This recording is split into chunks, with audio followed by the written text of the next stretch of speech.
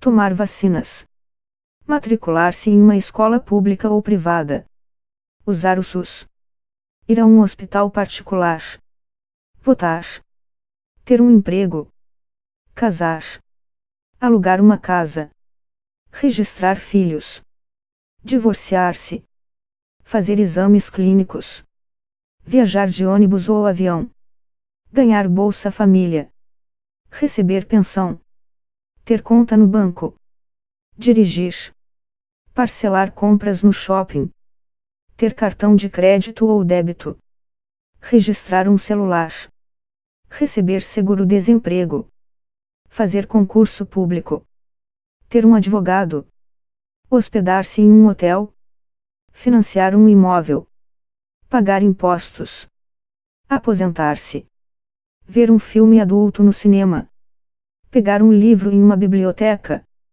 ir ao exterior, ganhar um diploma, ter um enterro digno. Sob as copas das árvores amazônicas, alvo de debates e preocupação mundial nos últimos meses, uma multidão de brasileiros invisíveis vive à margem da sociedade e tem todos esses direitos negados sem sinais de comoção ou indignação nacional.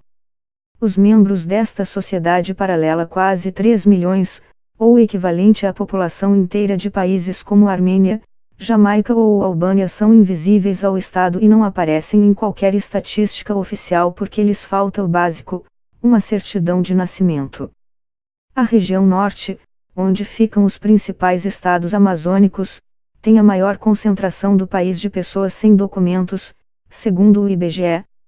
Lá, 9 de cada 100 pessoas não têm documentos e não são consideradas cidadãs. Apesar de os números absolutos serem maiores pela maior concentração de pessoas, o percentual de brasileiros não identificados no Sudeste é muito menor, ou 1 a cada 100 pessoas. Quase 6 milhões de pessoas ganham até 3 salários mínimos no Pará. E mais da metade delas está abaixo da linha da pobreza, diz ela. A trajetória de privações e derrotas de Adriano Lima Ferreira, um rapaz alto e forte, de cabelo escuro e traços que misturam características indígenas e afro-brasileiras, ilustra o desafio encarado pelos brasileiros invisíveis na Amazônia. Já a primeira menção oficial à sua existência aconteceu enquanto ele ocupava uma câmara gelada do Instituto Médico Legal de Belém. Para o Estado brasileiro, naquele momento, o nome de Adriano, nascido no interior do Pará e morto aos 26 anos na periferia da capital, era cadáver ignorado protocolo. Nascido em uma enfermaria de Abaetetuba, onde 65% das pessoas vivem abaixo da linha da pobreza, segundo o Ministério Público, Adriano não foi registrado pelos pais, que se separaram na época de seu nascimento. Ele escapou da alta taxa de mortalidade infantil na região, 20 a cada nascidos, ou o dobro do aceitável segundo a Organização Mundial da Saúde, OMS, e chegou à idade escolar. Foi quando ganhou um apelido bastante comum nas cidades ribeirinhas da Amazônia, e absolutamente desconhecido entre a classe média do sudeste do país. Adriano, então um garoto magro e agitado, passou a ser conhecido como encostado. Ele não era o único. Encostado aqui é como chamamos o aluno que não está regularmente matriculado na escola. Para ser regularmente matriculada, a pessoa precisa ter certidão de nascimento, senão a escola não admite, conta a advogada Beatriz dos Reis, uma defensora pública que atua em algumas das regiões mais remotas do país. Por uma questão de empatia, solidariedade, ou de missão mesmo, os diretores de escola aceitam que essas crianças frequentem a escola, para não ficarem soltas na rua e para terem lanche. Isso é muito, muito comum, diz. Ele estudou encostado e depois só conseguia bicos. Foi para Belém e perdemos o contato. Um dia, no jornal da Record, falaram de um casal que tinha sido assassinado. Falaram que era um jovem de aproximadamente 20 a 25 anos. Mostraram o corpo cheio de sangue e apareceu a tatuagem que ele tinha no braço. E também o pé dele, que era muito dele, diferente de qualquer pé. A gente falava sempre do pé dele. Não tinha como não reconhecer. As reportagens sobre o crime ainda podem ser facilmente encontradas na internet. Nas fotos, o corpo de Adriano, vestindo bermuda e uma camisa azul, aparece ensanguentado em uma sarjeta. Segundo um sítio local, um casal, ainda não identificado, foi assassinado na madrugada desta sexta-feira, 12 de julho de 2019, em Ananindeua, região metropolitana de Belém. Segundo informações da Polícia Militar, populares relataram que o casal estaria tentando roubar fiação telefônica da rua, quando foi surpreendido por um homem desconhecido, que chegou no local atirando.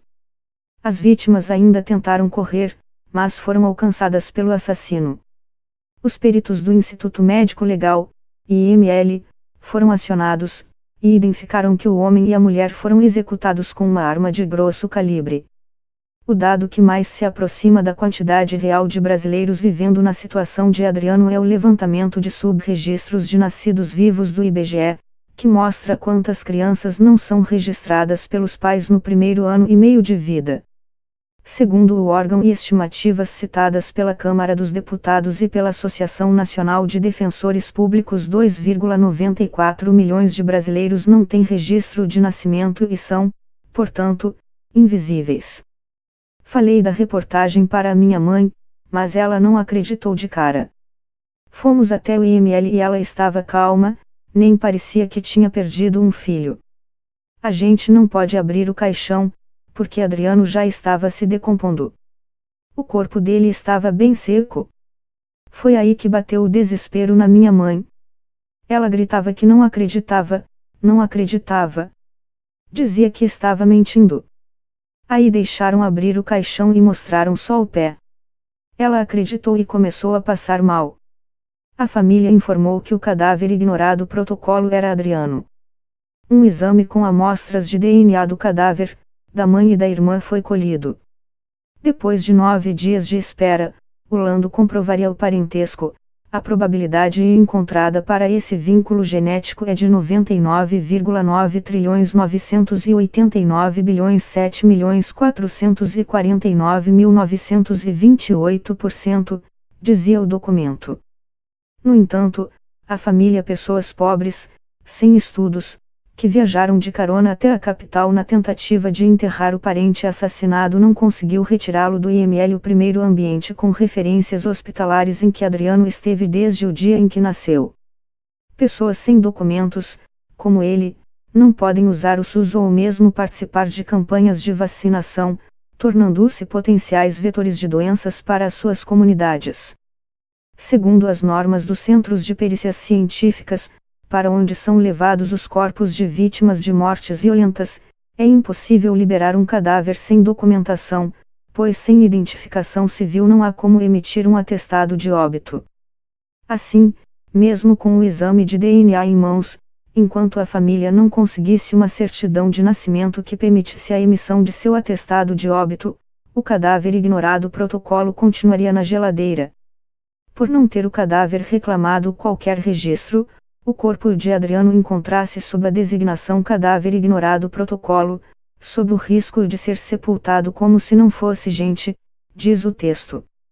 É que os cadáveres sem documentos que permanecem em geladeiras por mais de 30 dias devem ser, segundo a lei, sepultados em vala comum, sem identificação.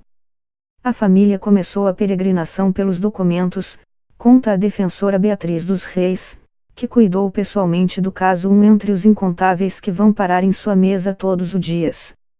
Ele ficou preso durante 3 meses e a gente só descobriu porque uma tia contou, conta a irmã à reportagem.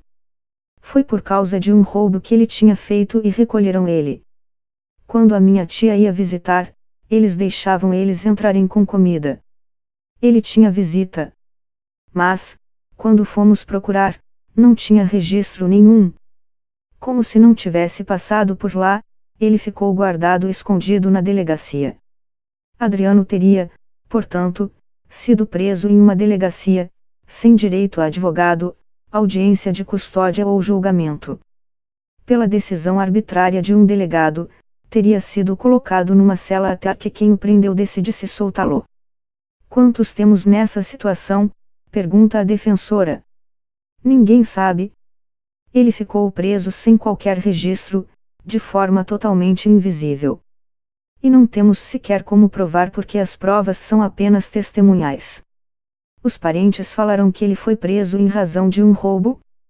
É provável que ele estivesse praticando roubos porque é esse o destino de muitas das pessoas que têm a cidadania tirada pela falta de documentos.